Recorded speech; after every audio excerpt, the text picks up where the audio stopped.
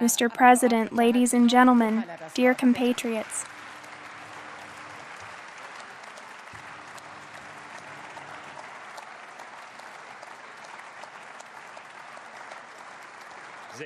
The last few days have shown that smart politics can contribute to the balance of interests and strengthen the common interest in peace.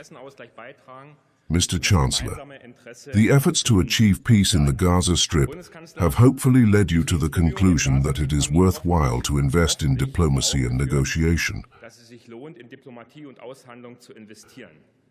Both in Germany and within the European Union, we are looking for a solution to conflicts and wars by implementing sanctions, arms deliveries, and war rhetoric.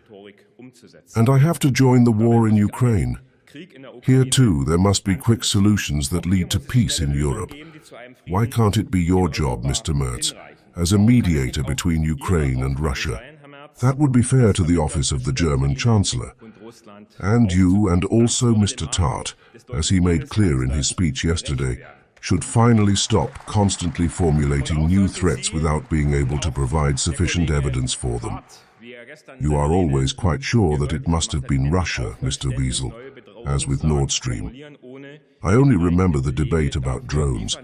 Friedrich Merz suspected Russian drones in the German airspace in a talk show. Mr. Chancellor, so far you have not been able to provide a single proof so far. The citizens panicked. However, you did that. And that's exactly it, Mr. Wiesel and Mr. Merz. That's irresponsible. You polarize and fall back with your political discourse in the time of the Cold War. You are not on your side when it comes to the so-called successes for peace and the German population, Mr. Chancellor. Otherwise, you might as well have been able to sit in the front row in Egypt. Similarly, the current federal government behaves on the inside. And let me take a point here as a lobbyist of the trade from the field of social affairs. This seems to be an absolutely destructive compromise from the government coalition, namely the active pension, as you call it. With the decision to only take social insurance-related employers into account, numerous pensioners are not even involved. This is a clear violation of the principle of equal treatment. And I'm talking here about the many thousands of self-employed people, such as the many craftsmen who worked in individual small businesses, in family businesses, and exactly those who have pursued social insurance-related work should continue to pay social benefits on their income. Because the craftsmen who were and are self-employed should not be able to earn EUR 2000 tax-free. That's unfair, that's shameful, and that's how you divide the pensioners above all. And above all, they confirm one picture. They confirm one picture with these measures. The pensions are not taxable, so you can't live on the pension in your lifetime. And Ms. Baas, your concern is therefore hardly social or democratic. It is unfair to leave the pensioners alone to bear the burden of the political failure of the federal government. And that's why, if you mean it honestly, you would urge us all to vote for the abolition of the double tax on pensioners. Ladies and gentlemen, who do you actually get advice from in the federal government? Is there no one who can understand the worries and wishes of the elderly and the young? The pensioners should continue to work, and the young should therefore bear even more burden of overdue debt. And they should also be made war-tolerant with the compulsory service of a weapon, while in Europe there is still war prevailing. And I hope that many citizens have also heard the speech of Jens Spahn today, because he made it clear what it is about him with the duty of defense above all, to send these duty of defense and servicemen to the front against Russia. And that's exactly what we don't want. We will never allow that, Mr. Hoffman. In addition, our children have to deal with increasing crime in schools and on the streets. These are all conditions that you expect of us after 35 years of German unity. And you have ruled for so long, Mr. Hoffman. You are partly responsible for this. And dear colleagues of the Greens, you should slowly find yourself in your role of the opposition. When I look at your resolution to the current agenda item, you still haven't understood the signs of the times. You want to make Europe the first climate-neutral continent in the world, it says there. Apparently, you never really evaluated the failed government of the Ampel with Mr. Habig or Ms. Baerbock. Otherwise, it should have come to you that the German citizens now really have enough of your policy. Your green crap was voted off, Ms. Hasselmann. With the so-called climate neutrality, you actually mean deindustrialization and loss of prosperity for the general population. Your consulting firms, of course, excluded. You don't care about energy security in Germany as much as a concept about who will actually pay for the green utopia. We too stand for the protection of nature. However, we see humanity as a part of it. And for this part, we make politics. For whom is it useful if Europe stands there as an economically weak but climate-neutral continent? Exactly those who can then sell their technologies to us, because we no longer have our own industrial and development sites. This is not in the German, and also not in the European interest.